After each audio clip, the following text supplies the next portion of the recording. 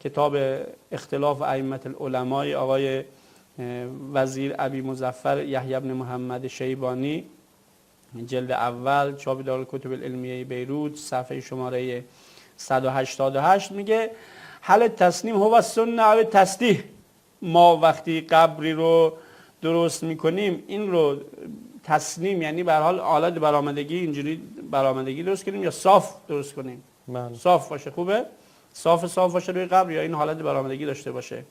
مالک و ابو حنیفه گفته سنت، مالک و ابو حنیفه و احمد گفته سنت تسلیم هست. شافعی گفته سنت تصدیح هست. اما آقای ابو علی ابن ابی هریره چی گفته از اصحاب شافعی؟ التسلیم هو السنه. چرا سنت هست؟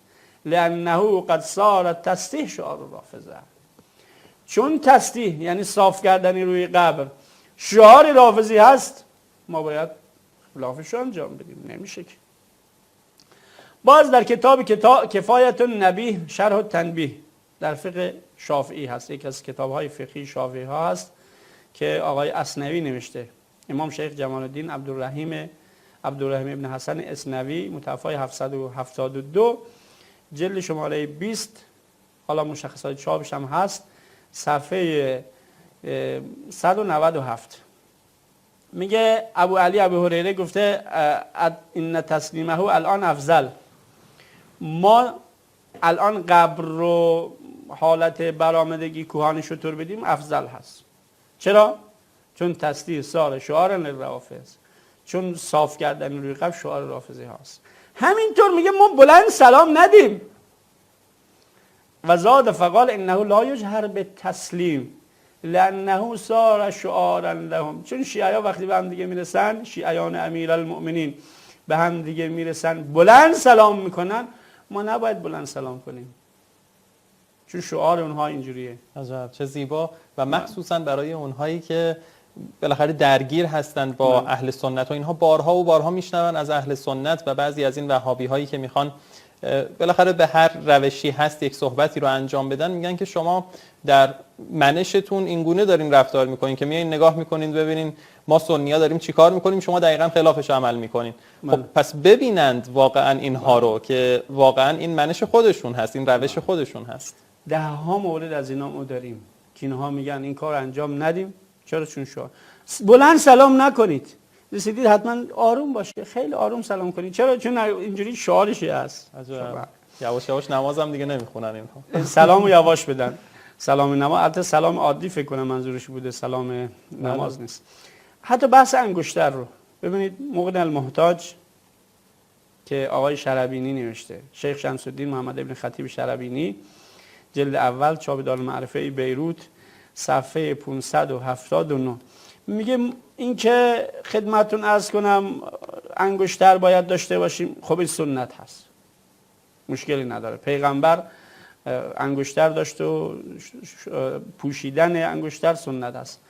حالا در دست راست انگشتر رو ما به هر حال بپوشیم یا در دست چپ؟ میگه در دست راست افضل علی الصحیح. نظر صحیح اینه که در دست راست باشه. و قیل الیسار. چرا؟ و قیل الیسار افضل لان الیمین صار شعارا للروافض. چون انگشتر در دست راست کردن شده شعار رافضی ها، ما باید حتما انگشتر رو در دست چپمون بکنیم. از این موارد فراوان هست، زیاد علماشون گفتن، حالا دیگه من نمیپردازم. در همون کتاب التنبیه هم همینه، کفایت النبی شرح التنبیه، دقیقا همینو گفته، تختم در دست راست شعار رافضی ها شده، فاستحب مخالفت، مستحبه که ما با اینها حتما مخالفت کرده باشیم. خیلی عجیبه این حرفا، واقعا اینها خودشون اهل سنت میدونن ولی کار بدعت انجام میدن. برای چی؟ برای اینکه با شیعه مخالفت کرده باشن. این وهابی ها رو دارم میگم، این وهابی ها میگن ما اهل سنتیم، سنی ها میگن شما نیستید. و باز اینا هی ادعا میکنن، میگن ما باید خدمتتون عرض کنم این بدعت ها رو انجام بدیم، رضی الله عنه بگیم، با اینکه پیغمبر نمیگفته، صحابه نمیگفتن، تابعین نمیگفتن، این شعار درست کنیم برای خودمون. علیه السلام نگیم، امام نگیم، کرم الله وجهه نگیم. چرا؟ چون شعار رافضی ها شده. قبرمون رو اینجوری درست کنیم چون صاف نباشه چون صاف بودن شعار رو، انگشتر در دست راست نباشه چون شعار. اصلا همه اینها شده. خدمتتون عرض کنم دین اینها اینجوری هست، دین این بیچاره ها اینجوری هست که به جای اینکه دین رو از پیغمبر بگیرن نگاه میکنن شیعه چجوری انجام میده، حتما باید مخالف شیعه رو انجام بدیم حتی اگر بدعت باشه. خدمتتون احسنتم، بسیار خوب، خیلی لذت بردیم.